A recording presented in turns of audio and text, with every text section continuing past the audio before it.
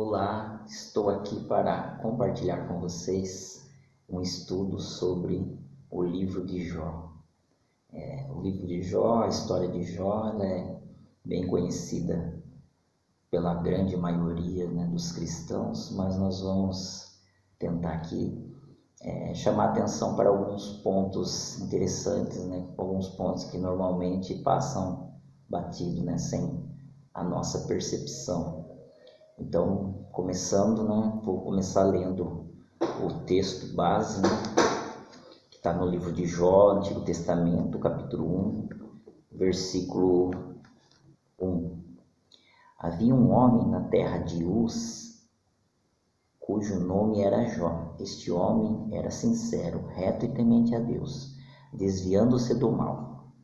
Tinha 7 filhos e 3 filhas. Possuía 7.000 ovelhas, 3.000 camelos, 500 jumentas de boi e 500 juntas de boi e 500 jumentas. Contava também com muitíssima gente ao seu serviço, de maneira que era este homem maior do que todos os do Oriente. Versículo 4. Seus filhos visitavam uns aos outros e faziam banquetes, cada um por sua vez, e mandavam convidar suas 3 irmãs a comerem e beberem com eles. Decorrido o turno de dias de seus banquetes, Jó os chamava para os santificar. Ele levantava de madrugada e oferecia holocaustos de acordo com o número de todos eles, pois dizia: talvez meus filhos tenham pecado e blasfemando no coração contra Deus. Assim fazia Jó continuamente. Observe que eles faziam grandes banquetes que duravam dias, Duravam dias essas festas dele, E Jó não sabia o que os filhos faziam nessas festas, Mas ele suspeitava que tinha coisas que não era do agrado de Deus nessas festas. E Jó achava que eles estavam fazendo coisas que não eram do agrado de Deus, então Jó sempre se prontificava depois das festas, chamá-los e fazer holocaustos para cobrir os pecados, que eles supunham que os filhos praticavam. Só que ele não... Aí a gente já vai entendendo que ele não era um pai muito participativo, muito próximo, a ponto de querer sondar, saber o que os filhos estavam fazendo, ensinar a fazer o certo, evitar o erro, evitar o pecado, mas não, ele ia mais com o remédio curativo depois, que é um ato também da religiosidade, o legalismo, quer fazer holocaustos para encobrir os pecados, os supostos pecados que ele achava que os filhos estavam cometendo. E certo dia, no versículo 6 agora, certo dia os filhos de Deus se apresentaram diante do Senhor e veio também Satanás entre eles. Então o Senhor disse a Satanás: de onde vens, Satanás? Respondeu ao Senhor: de rodear a terra e passear por ela. O Senhor disse a Satanás: observaste meu servo Jó? Porque ninguém há na terra semelhante a ele, homem sincero e reto, temente a Deus e que se desvia do mal. Então Satanás respondeu ao Senhor: porventura não tem Jó razão para temer a Deus? Por acaso não o cercastes de bem a ele e a sua casa e tudo quanto tem? Abençoastes as obras de sua mão e aumentastes seu gado na terra? Estende, porém, a mão, toca em tudo quanto ele tem e verás se não blasfema contra a tua face. Observe que os anjos, aqui chamado de os filhos de Deus, eles são chamados de tempos em tempos para prestar conta das suas tarefas, Eles também têm as tarefas deles, E aqui conta que uma dessas vezes Satanás também entra no meio e também vai, Nós sabemos que Satanás é um anjo caído, e ele entra lá no meio dos anjos e também chega diante de Deus, e Deus o indaga, né? O que ele anda fazendo, né? E ele fala, né, que rodeando a terra, né? E Deus faz uma comparação, né, com Jó, né? Enche Jó de elogios, né? E Satanás aí faz um grande desafio, uma grande abordagem ali para Deus, né? Fala que Jó só faz aquelas coisas, né? Jó só é religioso, temente a Deus, porque Deus o encheu de dádivas, Deus o encheu de coisas boas, né? Ali até o Satanás reconhece, né, que as dádivas elas vêm de Deus, né? Aí Satanás faz um desafio, né? Ele fala, tira essas coisas dele, tira toda essa riqueza dele, para ver se ele não blasfema contra a tua face, né? E Deus aceita esse desafio, né? Deus aceita esse desafio. Aí, no versículo 12, 10, Deus responde assim: o Senhor disse a Satanás: tudo quanto ele tem está sob teu poder, somente contra ele não estendas a mão. Então Satanás saiu da presença do Senhor. Versículo 13: certo dia, quando os filhos e as filhas de Jó comiam e bebiam vinho na casa de seu irmão primogênito, veio um mensageiro a Jó e lhe disse: os bois lavraram e as jumentas pastavam junto a eles. Súbito os saldeus os atacaram e os levaram. Eles feriram os servos a fio da espada. Só eu escapei para te trazer a notícia. 16. Enquanto este ainda falava, veio outro e disse: fogo de Deus caiu do céu e queimou as ovelhas e os servos, consumindo-os. Só eu escapei para te trazer a notícia. Olha que ideia errada que as pessoas tinham de Deus, né? Aqui o servo de Jó, né, ele atribui a destruição que houve ali, né, aquela catástrofe natural, ele atribui a Deus, né? Só que não foi Deus que fez aquele ataque. Versículo 17. Enquanto este ainda falava, veio outro e disse: dividindo-se os caldeus em 3 grupos, deram sobre os camelos e os levaram, e ainda feriram os servos a fio da espada. Só eu escapei para te trazer a notícia.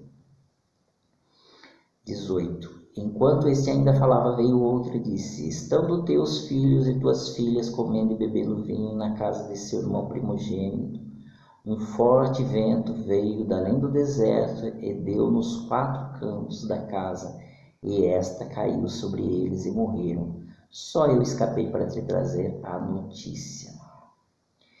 Versículo 20. Então Jó se levantou, rasgou o manto, raspou a cabeça, se lançou em terra e adorou, né? Se prostrou ali, se curvou e disse: nu saí do ventre da minha mãe e nu voltarei para lá. O Senhor deu e o Senhor o tomou. Bendito seja o nome do Senhor. Em tudo isto, Jó não pecou nem atribuiu a Deus falta alguma. Aqui do versículo 22 fala que Jó não atribuiu a Deus falta alguma. O que Jó não atribuiu não foi a culpa, não foi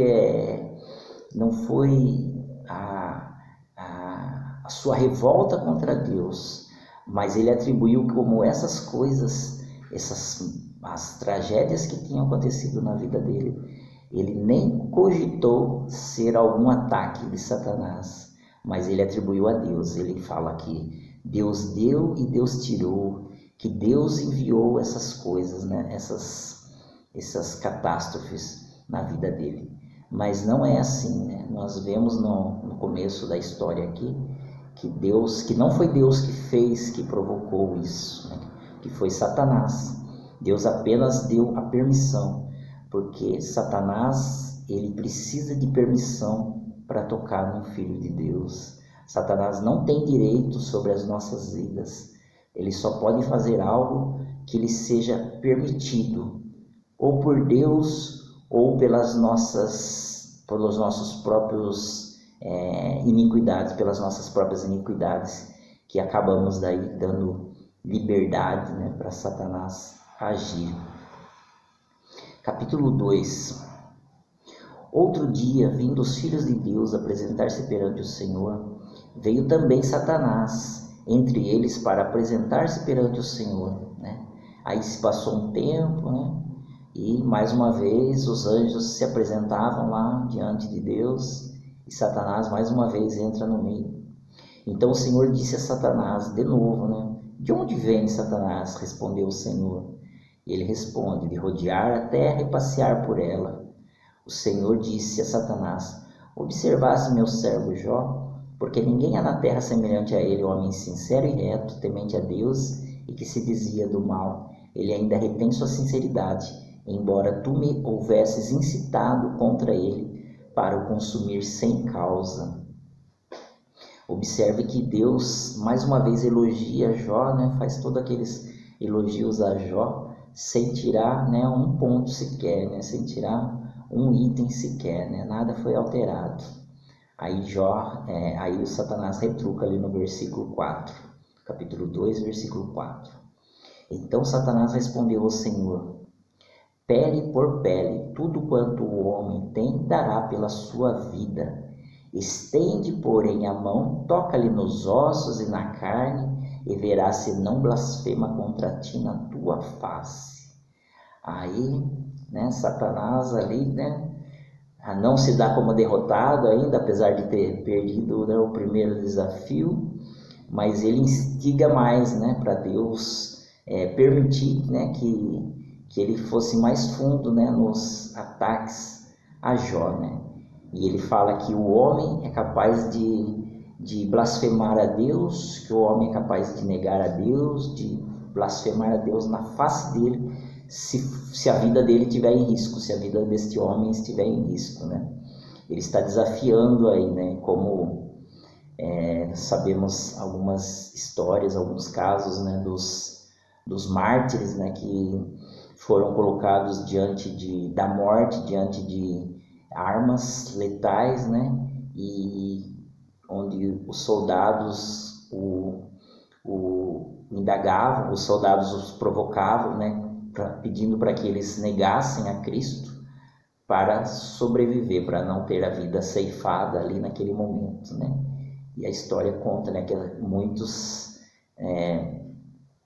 não negavam a Cristo, né, e acabavam sendo assassinados ali, né? Mas lá atrás, né, há milhares de anos atrás, quando aconteceu esse fato, esse episódio aqui, né, Satanás lança esse desafio, fala que Jó, diante de uma ameaça de morte, ele se voltaria contra Deus, ele se rebelaria contra Deus, ofenderia Deus na sua face, né?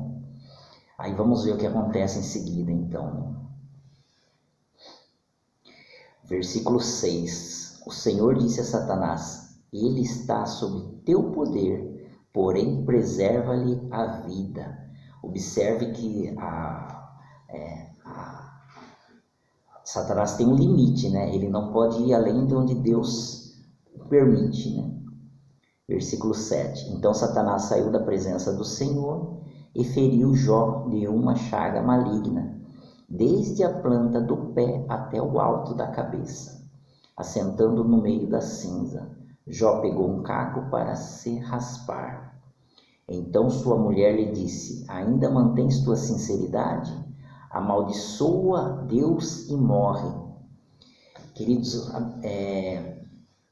observe que esse versículo pode não ser bem assim, né? Segundo algumas interpretações, alguns estudiosos, essa palavra aqui que foi traduzida como amaldiçoa, ela deixa eu achar aqui o original dela. O original dela, que a mulher dele falou, né? Amaldiçoa Deus e morre, mas pode ser abençoa Deus e morre, né? Então é assim que é esse versículo, sabe? Aí no versículo 10, Jó tem uma ideia equivocada de Deus. Ele diz assim: porém ele respondeu: falas como qualquer louca. Temos recebido o bem de Deus e não receberíamos também o mal? Em tudo isso não pecou Jó com os lábios, porque Jó não ofendeu a Deus. Mas Jó, mais uma vez, mostra que ele tinha uma ideia equivocada, né? Que o mal vinha de Deus, que o mal veio de Deus, né? No capítulo 3 do livro, Jó faz 8 discursos. Esse livro de Jó,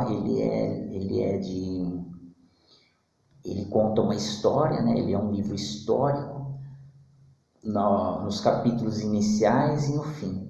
Só que no meio dele, boa parte da literatura é poética, né?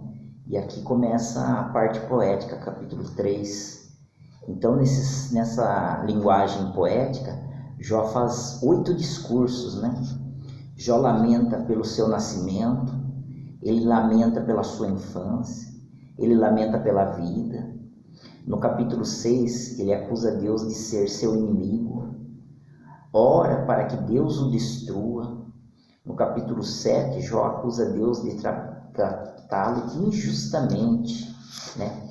Eu só estou citando aqui, comentando, mas na verdade é interessante nós lermos o livro inteiro, daí, né? Eu só estou comentando para não tomar muito tempo esse vídeo, mas o correto é nós lermos ele inteiro, tá?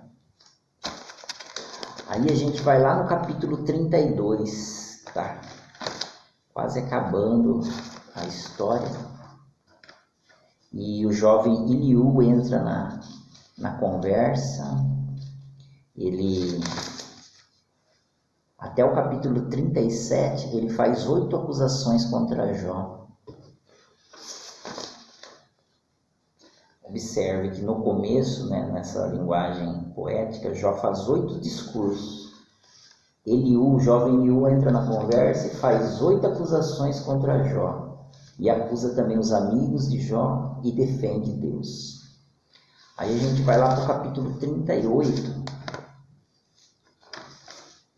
Capítulo 38. Deus fala com Jó. Finalmente, Deus responde Jó. Depois de tudo aquilo, né, que Jó passou, que Jó falou, Deus responde Jó. Deus fala com Jó.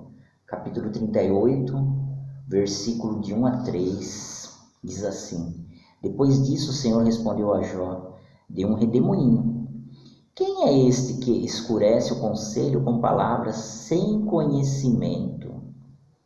Agora cinge teus lombos como homem, e te perguntarei, e tu me responderás, né? Aí Deus faz 59 perguntas a Jó, aqui seguindo os versículos. Eu vou ler só alguns, né? Onde estavas tu quando eu fundava a terra? Responde-me se tens inteligência. Quem lhe pôs as medidas, se tu o sabes? Ou quem estendeu sobre ela o cordel? Sobre que estão fundadas suas bases? Ou quem assentou sua pedra da esquina? Quando as estrelas da alva juntas alegremente cantavam e todos os filhos de Deus jubilavam? Ou quem encerrou o mar em portas quando transbordou e saiu da madre, né? E vai seguindo, né? Vai seguindo em frente. São 59 perguntas. Aí agora a gente vai lá no capítulo 40. Jó vai responder daí. Capítulo 40, versículo de 1 a 5. Disse mais o Senhor a Jó: porventura o contender com o Todo-Poderoso é ensinar? Quem assim argue Deus, responda a estas coisas. Então Jó respondeu ao Senhor: eis que sou vil. Que te responderia? Ponho minha mão na boca. Já uma vez falei, e não replicarei, ou ainda 2 vezes, porém não prosseguirei. Observe que é uma resposta aqui que após as 59 perguntas de Deus, né, Jó fica, né, de boca calada, põe a mão na boca, fala: o que eu falei, né? Falei besteira naqueles poemas, né? Porque é bem diferente do que ele se propunha a falar. Voltando um pouco para a gente ver o que ele se propunha a falar se ele tivesse uma audiência com Deus, capítulo 23, do versículo 1 ao 8. Respondeu, porém, Jó: ainda hoje minha queixa está em amargura, a violência da minha praga mais se agrava do que meu gemido. Ah, se eu soubesse que o poderia achar, então me chegaria ao seu tribunal, com boa ordem exporia ante ele minha causa e encheria a boca de argumentos. Olha só, encheria a boca de argumentos. Saberia as palavras com que ele me responderia e entenderia o que me dissesse. Porventura, segundo a grandeza de seu poder, contenderia comigo? Não, antes cuidaria de mim. Ali o reto pleitearia com ele, e eu me livraria para sempre do meu juiz. Eis que, se me adianto, ali não estás. Se volto para trás, não o percebo, né? Ele não encontrando a Deus, né, para responder às aflições que ele estava passando, né? E ali no final ele fala, né, que falou demais, né, que falou coisa demais. Agora vamos após Deus desafiar Jó, Jó responde no capítulo 42, versículo de 1 a 6. Então respondeu Jó ao Senhor: bem sei que tudo podes, e nenhum dos teus pensamentos pode ser impedido. Quem é aquele, tu dizes, que sem conhecimento encobre o conselho? Por isso falei do que não entendia, coisas que para mim eram maravilhosíssimas e que eu não compreendia. Escuta-me, pois, e falarei, eu te perguntarei e tu me responderás. Com meus ouvidos eu tinha ouvido falar acerca de ti, mas agora meus olhos te veem. Por isso me abomino e me arrependo no pó e na cinza, né? Jó conhecia Deus por ouvir falar, né? É a diferença aí, né, da religiosidade e da intimidade, né? Aqui ele fala que agora ele conhece a Deus com os olhos, né, com os próprios olhos. Conhece a Deus intimamente. Antes ele só conhecia informações superficiais de Deus, né? Onde ele via um Deus, né, que é vingativo, né, que ele precisava dos holocaustos, né, para sempre ficar ali encobrindo, vamos dizer assim, encobrindo as coisas dos filhos, né? Usava o animal para encobrir o pecado dos filhos, né? As tragédias, os problemas, ele achava que vinha de Deus, né? Então ele tinha uma ideia equivocada de Deus.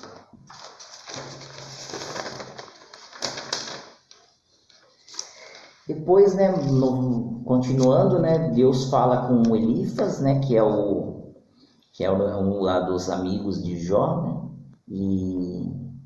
E o Senhor também manda Jó orar por ele, né? Orar pelos seus amigos.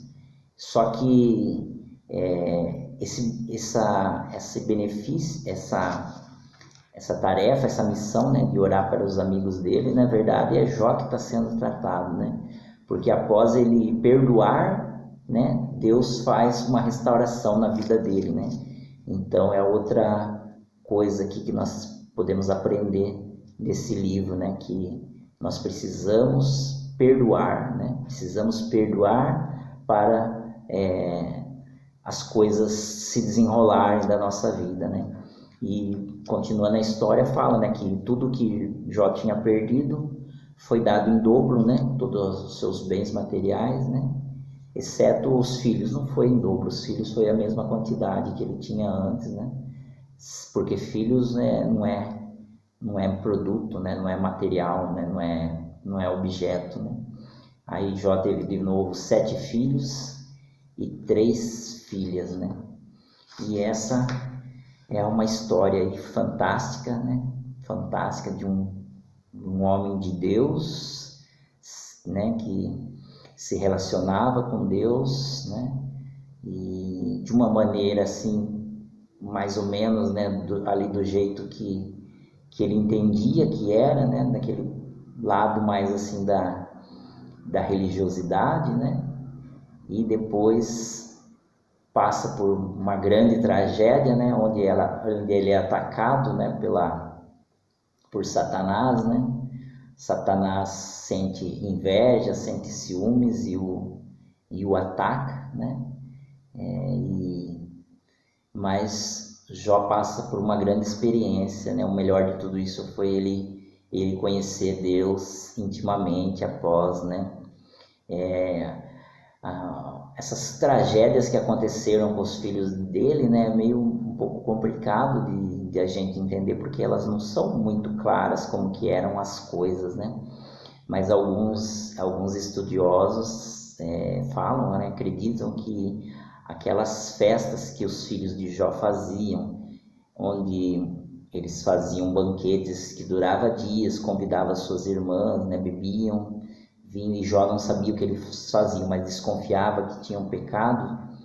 Eram orgias, né? Alguns estudiosos acreditam que eles faziam orgias, né? Bacanais, inclusive com as irmãs, né? Por isso que Deus permitiu, né, que eles fossem mortos daquela maneira, né? Que eles fossem mortos daquele jeito, né? Não foi só para mostrar diante de Satanás que Jó era fiel a Deus e que Jó não iria ofender a Deus, não iria atacar a Deus, ficar de mal com Deus por causa da morte dos filhos, né? Mas tinha também todo um contexto ali, tinha uma necessidade ali, ou tinha, não sei qual que é a palavra certa, mas tinha toda uma razão para aquilo acontecer, né? Que os filhos, Jó não sabia que os filhos faziam, não tinha essa proximidade com os filhos para estar junto ali, para saber tudo o que acontecia, saber que os filhos dele eram íntegros, igual ele, né? Que sempre foi íntegro, cauteloso, né? Mas é muito interessante esse livro, então eu deixo esse livro aí como recomendação para estudo, para meditação, para ler. Aqui nós só demos uma pincelada, mas precisa ser lido inteiro, né, profundamente, mais de uma vez, que é muito bom. Eu agradeço a todos, fiquem com Deus.